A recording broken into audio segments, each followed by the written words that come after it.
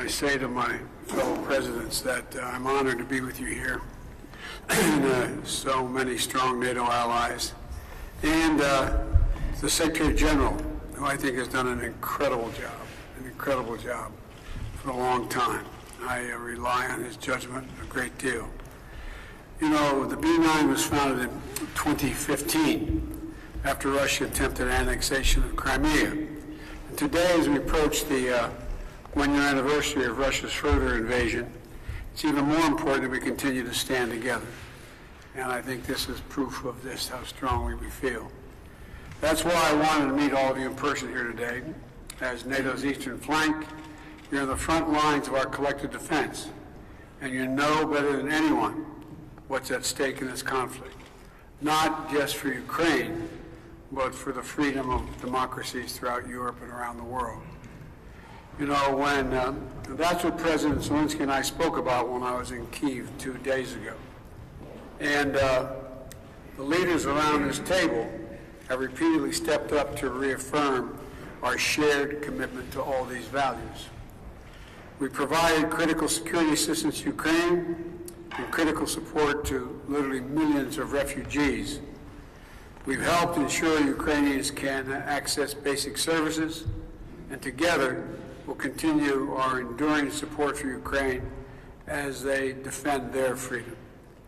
Over the past year, with your countries around this table providing collective leadership, we've also strengthened NATO. The commitment of the United States to NATO, and I've said it to you many times, I'll say it again, is absolutely clear. Article 5 is a sacred commitment the United States has made.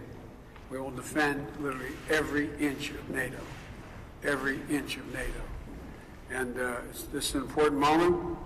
I look forward to the discussion and the next steps we can take together and to keep our alliance strong and to further deter aggression. Because what literally is at stake is not just Ukraine, it's freedom. The idea that over 100,000 forces would invade another country after war, since World War II, nothing like that has happened.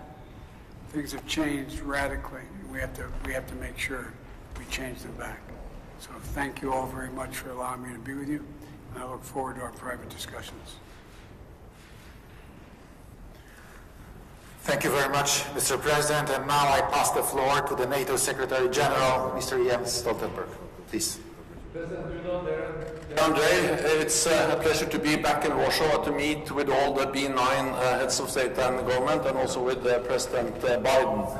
And Joe, I'd like to say to you that I'm so pleased and so impressed by the outstanding leadership you show, and your visit to Kiev sent a clear message of our steadfast support to Ukraine and America's ironclad commitment to the security of Europe. Let me also thank you for hosting the next NATO summit after Vilnius in the United States. 1 year since the launch of Russia's invasion, President Putin is not preparing for peace. On the contrary, he is preparing for more war. So we must sustain and step up our support for Ukraine. We must give Ukraine what they need to prevail. We don't know when the war will end, but when it does, we need to ensure that history does not repeat itself. We have seen the Russian pattern of aggression over many years. Georgia in 2008, Crimea and Donbass in 2014, and then the full-fledged invasion of Ukraine last year. We cannot allow Russia to continue to chip away at European security. We must break the cycle of Russian aggression. NATO allies have never been more united.